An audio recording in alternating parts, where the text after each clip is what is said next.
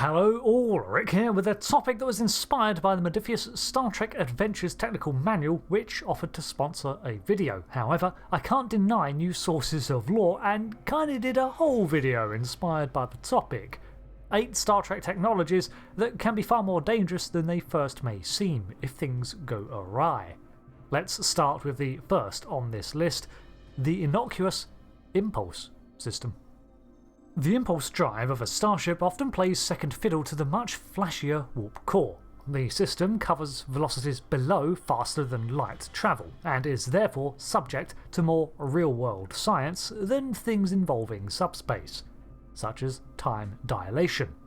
For the most part, a starship's maximum impulse speed is limited to 0.3 c, or just under a third of the speed of light, and this velocity is regarded as full impulse.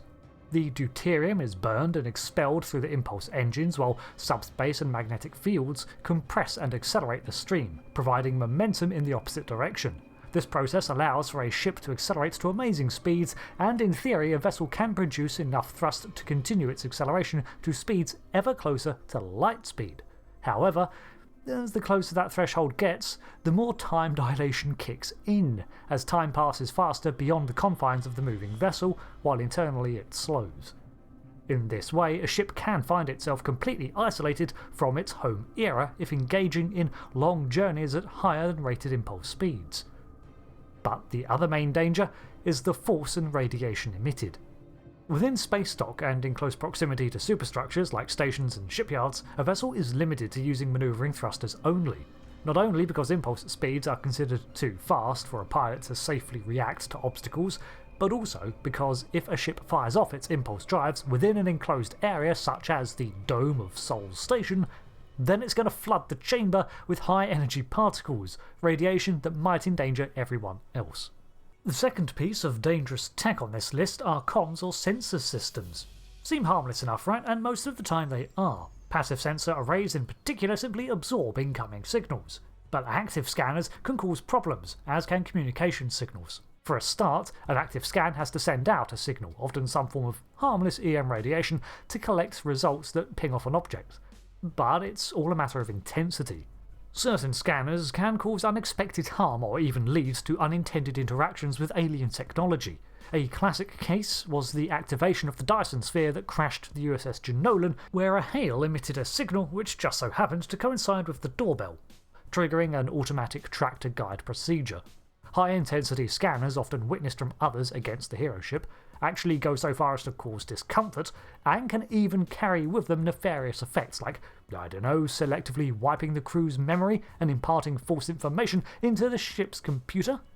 Now that's clearly a system designed to do that, not a malfunction, but unexpected things can trigger in response to scans.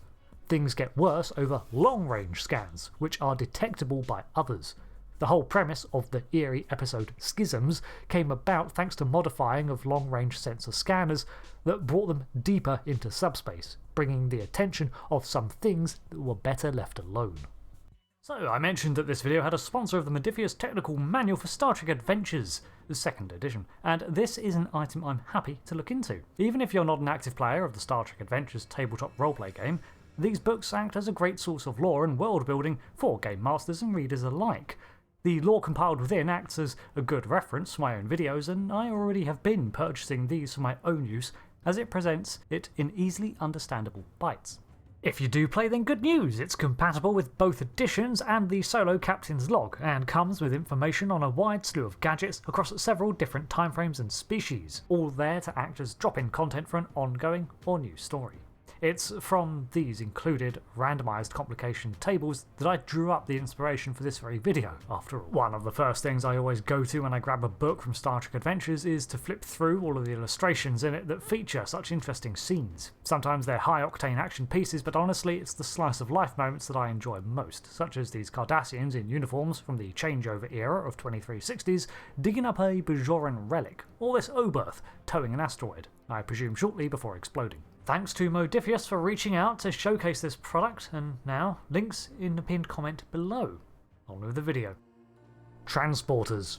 Any Star Trek viewer will be aware that when a transporter goes wrong, it can spell catastrophe for the beaming individual. Despite layers of redundancy and safety nets, a fatality can still occur. Even when a person beams through the system, it raises the long-standing question of, doesn't it technically just kill and duplicate a person instead? Well, the canon answer is no, it does not do this. However, every way the system is explained goes on to suggest that this is exactly how it works, so let's just not think about that. Even without that dilemma, there's a myriad of transporter complications that can result in a person simply being lost, their molecules scattered throughout space instead of rematerializing. Now, in a bubble, the transporter remains the safest way to travel in Trek, but, and there's no denying it, this is a system that routinely handles things from outside its bubble, and these throw in complications. From natural interference to beaming too close to a warp effect, all sorts of mistakes can unfold during transportation.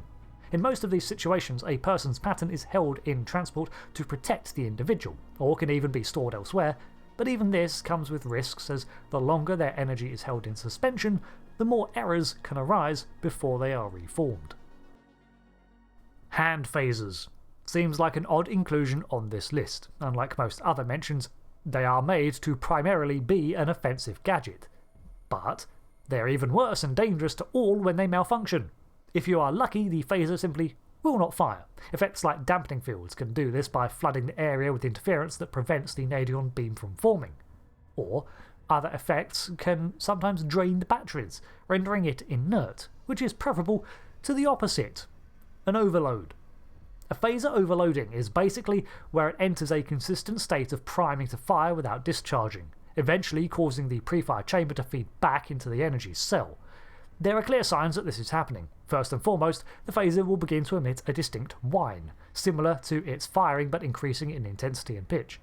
The device can begin to noticeably increase in temperature, to the point where it even begins to glow red hot.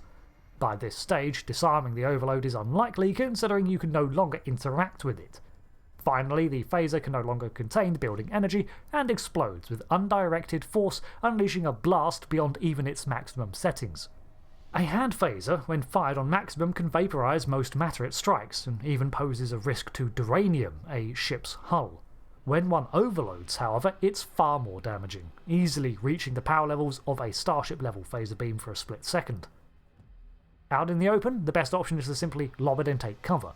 But on a starship surrounded by vacuum, an overload immediately dictates the evacuation of the deck and potentially neighbouring sections in case of a hull breach, and the blast being focused down hallways.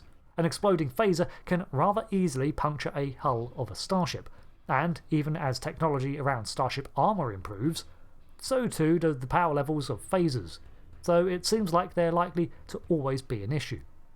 Warp travel is of course going on this list. The sheer level of things that could and often do go wrong with warp drive is astounding, as the technology would probably long ago have been scrapped if it was not, the backbone of interstellar civilization.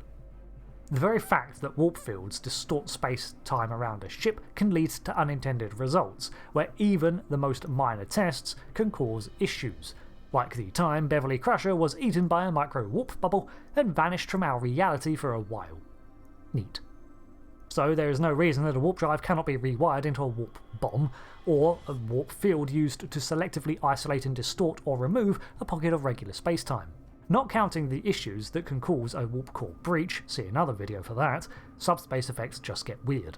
Accidental wormholes have been a thing before, and the consistent use of high warp over the same area eventually causes subspace ruptures even when it's working as intended.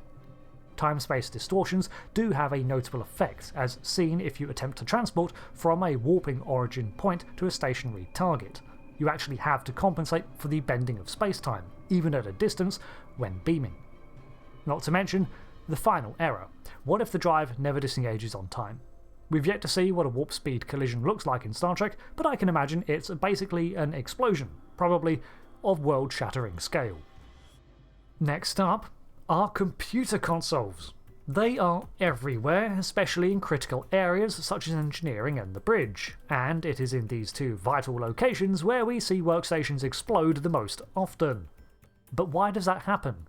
Well, pretty much because of the level of power at play on a starship. This is a vessel that regularly creates enough energy to bend space-time, and runs plasma through its veins. Overloads and damage from battle can lead to surges of power through a ship's electroplasma grid. We've seen the worst case scenario of such a runaway surge during the Year of Hell, where the entirety of sickbay and surrounding deck space is blown out, and this was when multiple safety features failed. Such a surge sometimes makes its way to different points, in this case the terminal terminus of a workstation. This causes the console to explode from the power, raining sparks, shards of glass, and instantly carbonized chunks of electronics all over the place. Not only causing injury, but also rendering that interface inoperable until it can be repaired. The fact that it happens with such alarming regularity might heighten the stakes for a Starship crew, but it's clearly down to design errors that Starfleet has yet to effectively find a solution for, otherwise it would have been fixed by now. Artificial gravity is a necessity for prolonged space travel. It works through the application of gravity plating on every deck just below the floor. These panels are effectively lines of graviton emitters that release graviton particles with different polarities, and a system of them is often referred to as a net.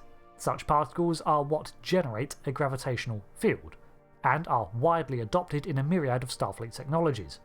The strength of the gravitational effect can be altered by command and falls under the category of environmental controls, alongside life support, and for the most part it's maintained at 1.0 G.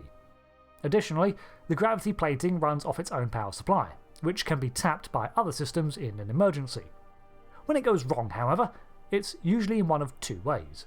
When it completely shuts off, you end up floating, which can be bad enough and lead to injury, most likely when it reactivates and drops you again, along with everything else that was not bolted down. However, the opposite could also happen, and gravity plating can be dialed up to extremes. Usually such alterations are reserved for quarters, so visitors or crew can tailor their own personal space to their native preferences. But any area with such plating can be altered, meaning a spike in gravity production might cause a crushing effect on anyone unfortunate enough to be walking over the faulty plate. Now, it seems in this case, the more likely malfunction is a failure of gravity, which happens rather often. So often that I suspect it's a safety feature, that the gravity nets are designed to shut off rather than risk turning a whole deck into pate. But moving on to an adjacent system now. The worst malfunction in my eyes, however, is simply life support systems themselves. After all, they literally do what it says on the tin, and it's entirely responsible for maintaining the living welfare of the crew at all times. Compromises are made on most Starfleet vessels, with an average temperature and atmospheric pressure that is slightly too cool for Vulcans, too warm for Andorians, and even slightly higher for most humans. This is tailored for ships that have a different percentage of crews. For example, an all-Vulcan ship, like the Intrepid or Tucumbra, can run the system to be far more arid and warmer, but most Starfleet ships are a multi-species one and therefore run a middle ground. Now, a life support malfunction can result in the air being shut off, or the heating simply being disabled, both of which are pretty bad, but at least afford some time to fix or evacuate. What's completely nuts, however, are the extremes at which life support can go to, arguably beyond most foreseeable necessities. The environmental system, albeit with some tinkering or as a malfunction, can reduce temperatures to extreme lows, literally freezing people to death. Or the inverse can happen over time. Some ships, like the Intrepid class, actually begin to heat up when environmental controls fail, as plasma heat is no longer being vented, as apparently that is part of the same system. Eventually, this heat can reach dangerous levels, causing people to pass out. Failing environmental controls are bad, but faulty ones can be lethal. So what do you think? Can you think of another piece of common tech in Star Trek that proves to be a major hazard? Things like time travel or Discovery's spore drive are excluded from this list, as I wanted to focus on common technologies instead, but I'm sure there are many that I have not considered. Thanks for watching, and once more, thank you to Modiphius for the sponsorship and, honestly, the idea for the video. I've been Rick, and until the next one, thanks again, and goodbye.